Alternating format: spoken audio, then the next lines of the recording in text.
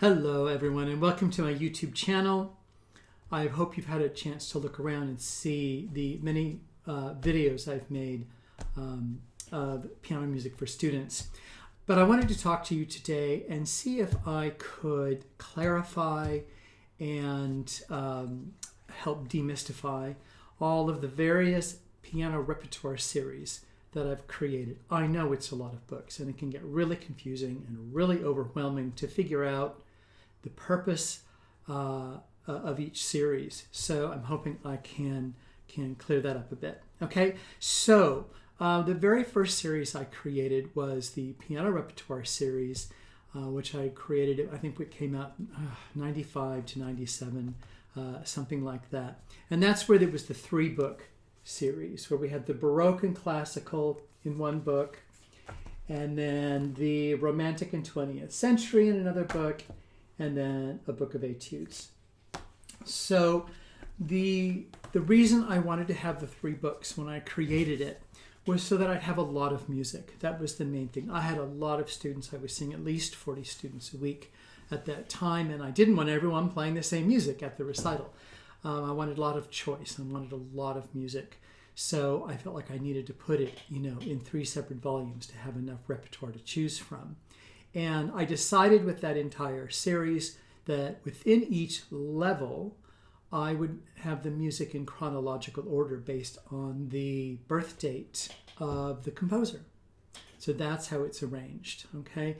And I like that too because I felt like it would give students a sense of how music evolved through the different periods of music. Okay. Then not long after that came the fundamentals of piano theory, and this is also just like the Piano Repertoire series. There's 11 levels, preparatory up through level 10, and it is meant to go along with the series. And the music that's used for any analysis in any of the books comes from the corresponding level of the Piano Repertoire series. And then, not long after that, came scale skills. And again, there's 11 levels of scale skills. And I know that can seem really puzzling. Why would somebody need 11 scale books? But the point is that every single one will add a little more complexity or a new exercise. So it basically organizes a technique plan for you all the way from the prep level all the way up through level 10. And I did it for myself because it keeps me organized. It means every week I can assign a page or two to a student, and we work straight through the book. And I know they're going to master all the skills in all the keys.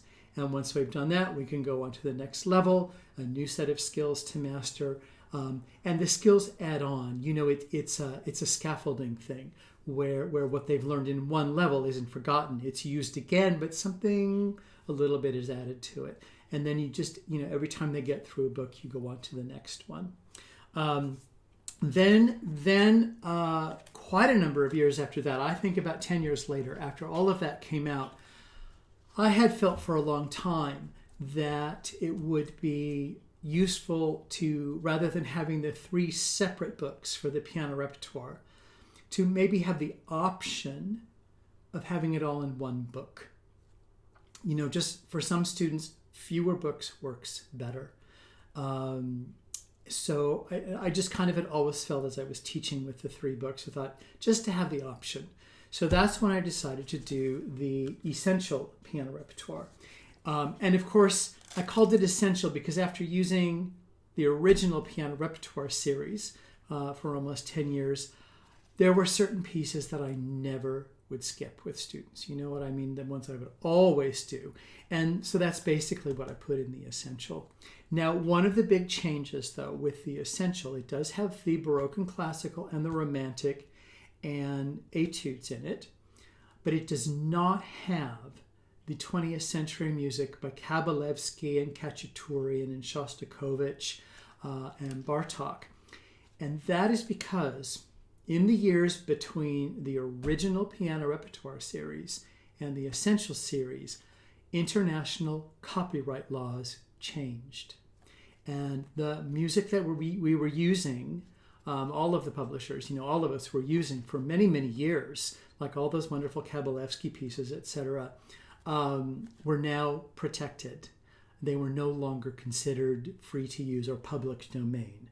So we could no longer publish them. Fortunately, there was nothing retroactive about the books we'd already done. So, the music is still in the books that were printed before the copyright laws changed. But I could no longer put that music into any new series at all. So that's why the Essential Piano Repertoire does not have those 20th century pieces.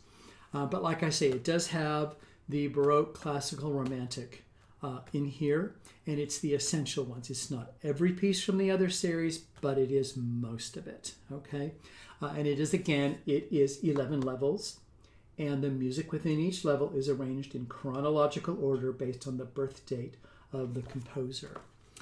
And then, a number of years later, the one component that seemed missing, we had the repertoire, we have the theory, we have the technique with the scale skills, we didn't have a sight reading series. So I think this came out, when did this come out?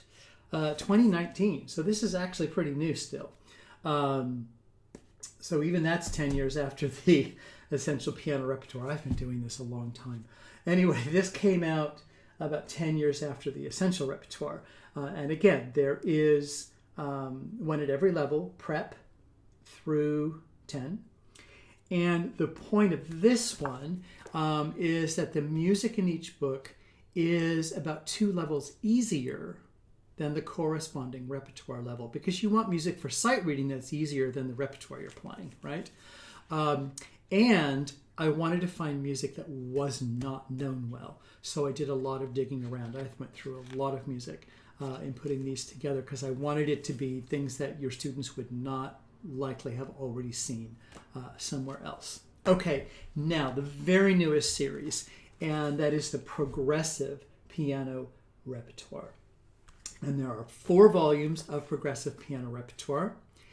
Each volume covers 2 levels. So the volume 1 covers the prep and level 1. The volume 2 covers level 2 and 3. This one, volume 3, covers levels 4 and 5. And then the volume 4 has levels 6 and 7 and a little bit of 8, just a little bit. Now, the main difference between the Progressive Piano Repertoire and all the other piano repertoire series is that the pieces are not in chronological order. They are in a teaching order. And to tell you really how I did it is that this is the teaching order I use when I'm using the piano repertoire series. I mean, after all these years, I just have a certain order every time a student starts in level 5 of the piano repertoire series.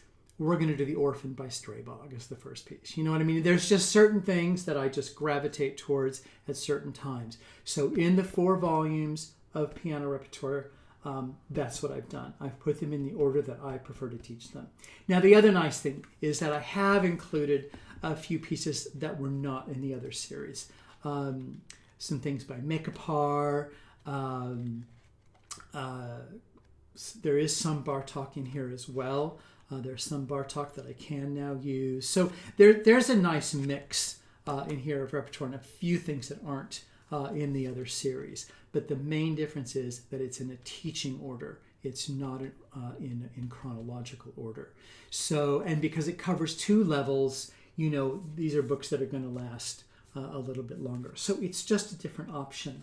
And like I say, each series I've created, there will be something going on in my own teaching life where I think, gosh, I really could use that, that would be really helpful to have. So that's how I come up with it, and that's why I've created these different series. Okay, so if you have any questions, please, put them in the comment section. I'm happy to answer them, and I hope that has cleared up just the vast amount of books, but what all the differences are in the different series. Okay, thanks a lot. Like and subscribe if you want, and I really appreciate your taking the time to listen. Thanks.